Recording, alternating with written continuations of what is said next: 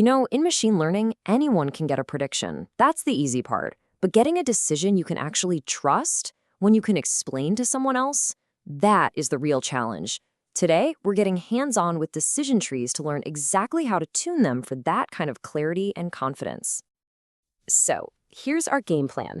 First, we're going to tackle this whole black box problem. Then we'll pick our perfect tool for the job and get into the 4 crucial tuning knobs that really shape our model. After that, we'll see how those knobs create different profiles, and we'll wrap it all up with the big trade-off: performance versus simplicity. All right, let's dive right in. In this world that's just drowning in data, you gotta ask, why isn't just getting the right answer always good enough? Okay, picture this. A model says a patient is high risk. Simple enough, right? But the doctor, they have to act on that. And if they can't see why the model made that call, how can they confidently tell a patient what to do next? That right there is the black box problem. And in high-stakes fields like medicine, it's an absolute deal breaker. Trust requires understanding. Period. So, how do we crack open that black box? Well, you need the right tool for the job. Let's talk about picking a model that's built for clarity right from the start. For this, we're going to be using a classic, the PIMA diabetes dataset. It's real-world data from 768 patients, and our mission is to spot the risk of diabetes early. It's the perfect playground to test out these tuning techniques. Now look, you've got a lot of options here. You could go with something like a random forest, which is super powerful. It's basically a whole bunch of decision trees working together. But take a look at that highlighted row. When the goal is explainable bedside rules, rules a doctor can actually use and understand in seconds, the single decision tree is the clear winner. So that's our tool. Okay, this is the main event. You've picked your decision tree. Now what? How do you actually shape it into something useful? Well, that's where our 4 crucial tuning knobs come in. Yeah, I really want you to think of these parameters just like control knobs on a piece of equipment. You're not just hitting go and accepting whatever the computer spits out. No, you're actively tuning the result. And getting that balance just right, that's the secret to building a tree that's not just accurate, but one you can actually understand. All right, knob number 1. This one's all about the size of your final prediction groups. See, a leaf is just the endpoint of a branch on the tree. It's like a final bucket or a diagnosis group. By setting a minimum number of people in any one of those leaves, we stop ourselves from making these huge sweeping conclusions based on like 2 patients. It's all about making sure our rules are stable. So, what's a good number to pick? Well, a really solid rule of thumb is to make sure every one of those final groups has at least 1 to 2% of your total data. For our PIMA dataset with its 768 patients, that puts us in a starting range of about 8 to 15. Knob number 2 works right alongside the first one. Think of it as a guardrail. It basically tells the tree, hey, if this group of patients is already this small, don't even bother trying to split it up any further. This is great for stopping the tree from getting way too complicated way too fast. And the logic here is super straightforward. It builds right on what we just did. A great place to start is to set this minimum split size to be about 2 or 3 times bigger than your minimum leaf size. So for our PIMA case, if our leaf size is around 10, we'd probably start this knob somewhere between 20 and 40. Makes sense, right? Okay, knob number 3. This is probably the most direct way we have to control how complex our tree gets.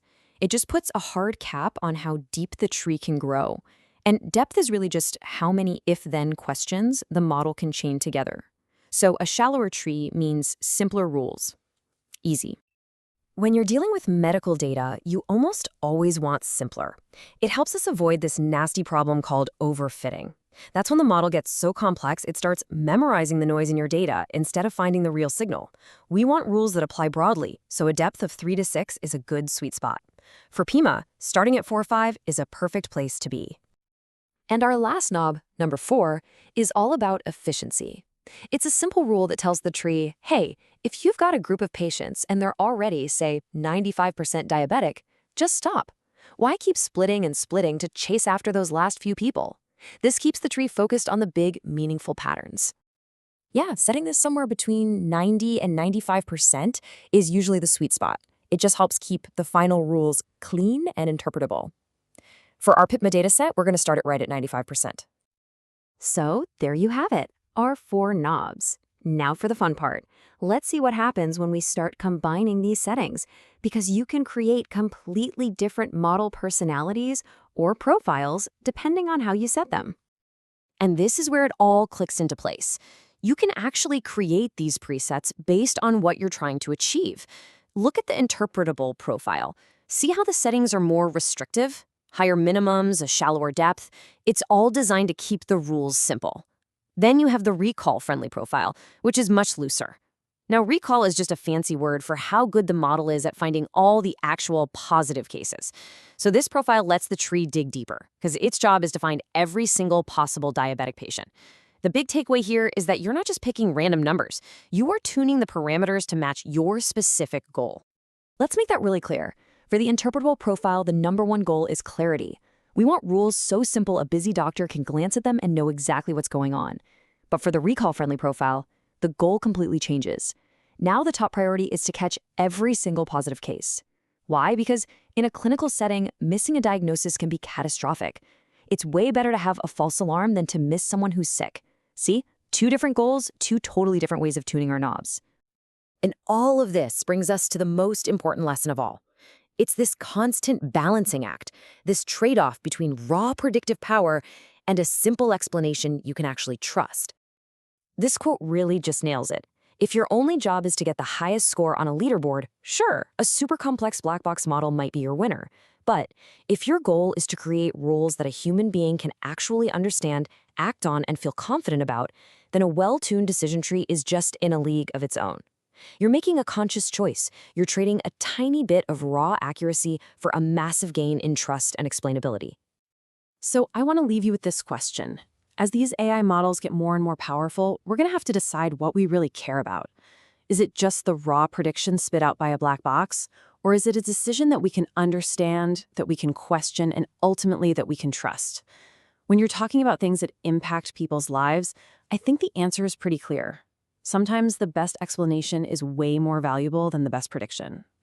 Thanks for tuning in.